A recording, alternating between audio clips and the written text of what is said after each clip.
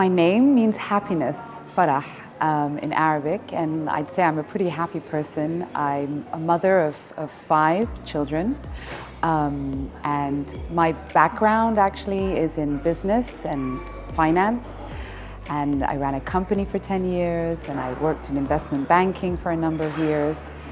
I was born and raised in London, in the UK, educated there, but my blood, my heritage is Palestinian on both my parents' side, and then in the last few years I changed the trajectory of my life, and I chose to become a filmmaker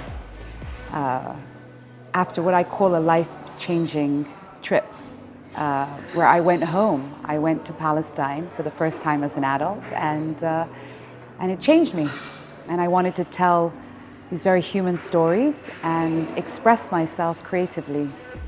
And here we are. This film, The Present, it's about a hardworking Palestinian man who sets out in the West Bank to buy his wife an anniversary gift. And he goes with his young daughter Yasmin, which is a simple trip, a simple experience for anyone really in the world. But when you are transported to the landscape of checkpoints, soldiers, roadblocks, it's not so easy. And that's what the film's about. It's a 24-minute film. Essentially, at its essence, it's about freedom of movement. It's a fiction, but it is based on a very cruel, absurd reality on the ground in Palestine today. And they say some films you want to make and others you have to make. This was a film I had to make. It speaks to my identity and to the identity of millions of Palestinians in Palestine and around the world. As a filmmaker, I want to give audiences an emotional experience. I think that's what all good films should do. But I also want the film to resonate with people on a deeper level and leaving them contemplating what life is like for people like Yusuf and Yasmin in the film, and to ask themselves, is this something they would accept for themselves?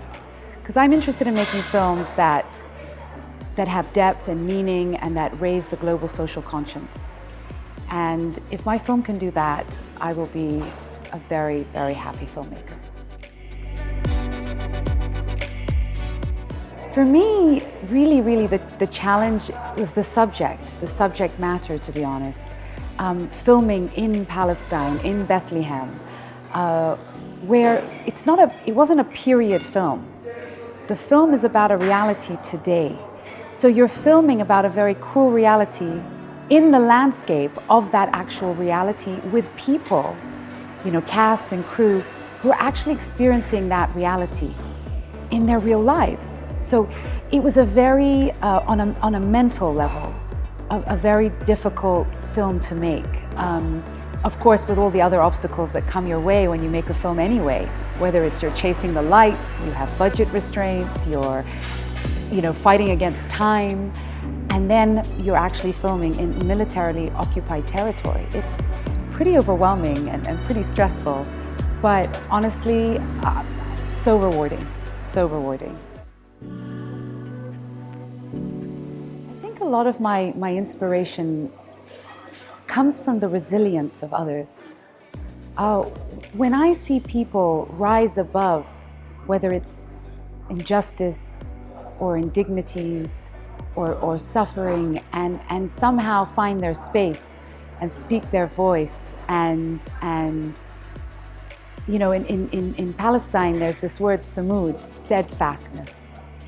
That inspires me, that against the odds, against whether it's oppression, whatever it is, being able to kind of rise above that and strive and be steadfast, that is hugely inspirational to me. It's the title of a book. It's Feel the Fear and Do It Anyway. And I've read the book, but it's all in the title, Feel the Fear and Do It Anyway, and I certainly live by that. Fear is not your enemy.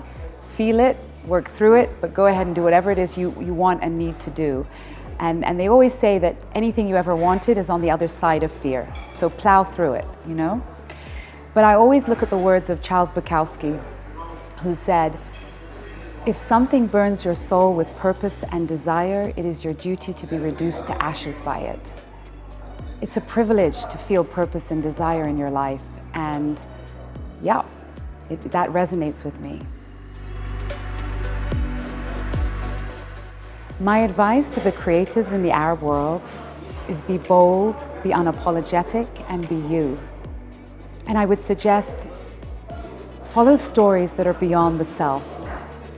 We have so many stories to tell, and when you tell stories beyond the self, the universe opens up to you.